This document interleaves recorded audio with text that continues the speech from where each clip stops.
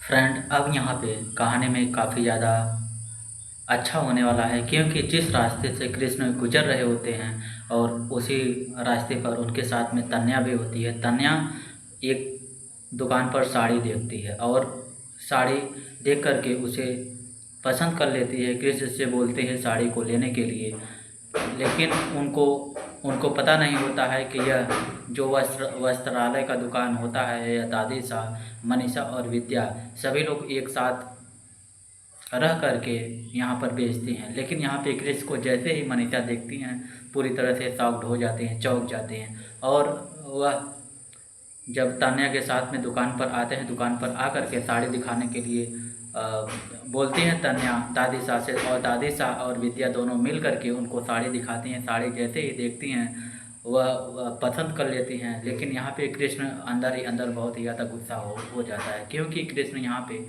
वह नहीं चाह रहे होते हैं कि दादी सा, मनीषा और विद्या घर से बाहर निकल करके वस्त्रालय का दुकान खोल करके वस्त्र बेचे, क्योंकि वह हरगिज़ नहीं चाहते थे कि घर के सदस्य घर से बाहर जाएं। लेकिन वहीं पे दूसरी तरफ अंशुमान और अभीरा भी होती हैं, वह भी उनकी बात सुन कर के उनके पास आ जाते हैं। अब यहाँ पे अंशुमान जो होते हैं कृष्ण को समझाने की कोशिश करते हैं, लेकिन कृष्ण दादी सा और विद्या के ऊपर बहुत ही ज़्यादा गुस्सा हो जाता है। लेकिन अब यहाँ पे आगे की तरफ देखना होगा कि जो तन्या होती है, तन्या कृष्ण से साड़ी के पैसे देने के लिए बोलते हैं, लेकिन दादी सा पैसा लेने से इनकार कर देते हैं, क्योंकि वह कृष्ण और तान्या को बोलती हैं कि उनके शादी के दिनों में तान्या को साड़ी नहीं दी होती हैं। यह उनके लिए गिफ्ट एक तरह से बता करके साड़ी का पैसा नहीं लेते हैं। लेकिन जब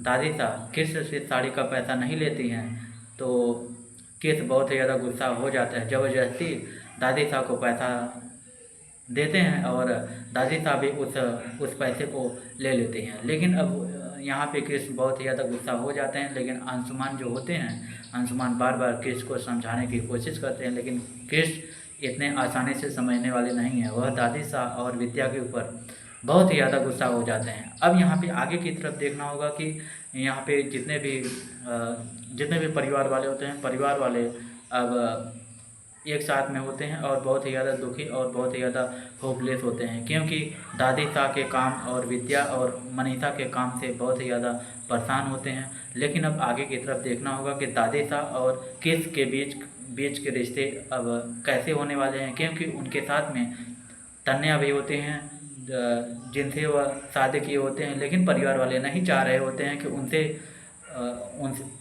उनसे शादी करके तन्या के साथ में कृष्ण रहे। बस फ्रेंड, आज के लिए इतना ही। मिलते हैं अगले वीडियो में।